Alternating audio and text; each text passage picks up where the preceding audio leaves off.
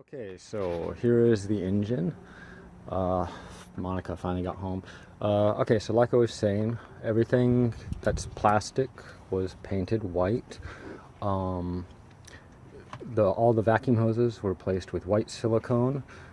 Hoses that carry fuel vapor, which you can't use silicone for, it'll deteriorate too readily. So what I did in this situation is I used a white Plastidip. Not as glossy as the other hoses, but you can see how it's done. Okay, all the metal parts were taken down to Oahu Makerspace and sandblasted and then powder coated. Again, white paint, high temperature paint. I even powder coated the false water pump and the water neck. All the coolant hoses are red silicone, as well as the radiator tank being done with red paint and silicone. So you'll see the red for coolant is continued with the heater valve and heater lines and everything. Let's see. Oh, the lighting is provided by a LED light strip. We'll go up here. I removed the hood insulation, replaced it with this Dynamat type stuff. It could use a little cleaning up, I guess, but it's pretty good.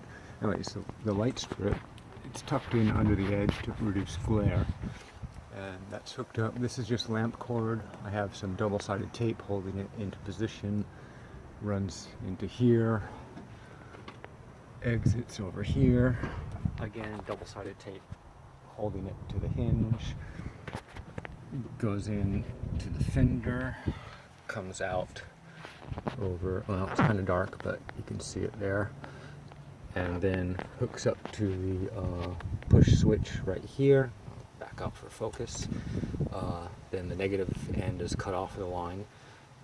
Then I wrapped it back up with the silicone tape, continued it all underneath the radiator support, and brought it out over here. It goes up underneath the fuse box and into a 5 amp inline fuse holder. The fuse box itself, I redid the lettering. This is actually a overhead acetate that I printed it backwards and then kind of used a heavy coat of gloss to kind of stick it onto here. It's not perfect. In fact, it bubbled up a little, so I'm going to redo this. I'm not very pleased with that. The evap canister painted as well. Speaking of bad paint jobs, you're getting close here and you can see, yeah, all the bubbling with the Plastidip. I was rushing and I painted this much too quickly, much too thick, and it looks like a pickle, so not happy with that. I'll look at redoing that in the future. But anyways, that's it. I put the blue anodized shield over the AC lines. Not too happy with this curve here.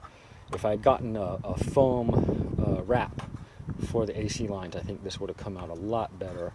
But as it was, I just tried to muscle it on into place, and it folded up over here and creased and opened up. Does not look very good. But anyways, that's it. The whole reason why I did this is because the engine was leaking oil like crazy when I first got it, and all around the valve covers, oil everywhere. The front of the engine was leaking, so I had to redo a job, and I was thinking what would be a good color in case it was like an easy color to spot oil leaks. Well, white.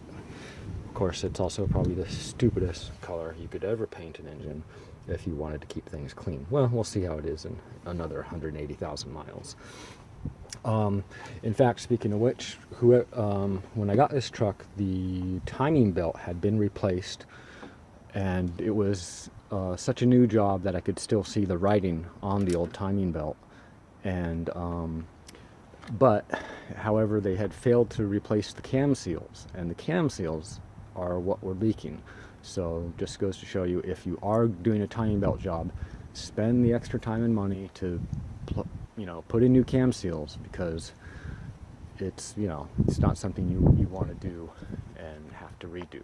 anyways, that's just my 2 cents. Okay, so that's it. Oh, well, you can't see the underside of the engine due to the lack of light. But yeah, those LED lights look really good. Didn't have to use any special wiring because it's a 12-volt LED thing. So anyways, who knows, maybe I'll post this to Amazon too as a way to show off the LED lights as well. Okay.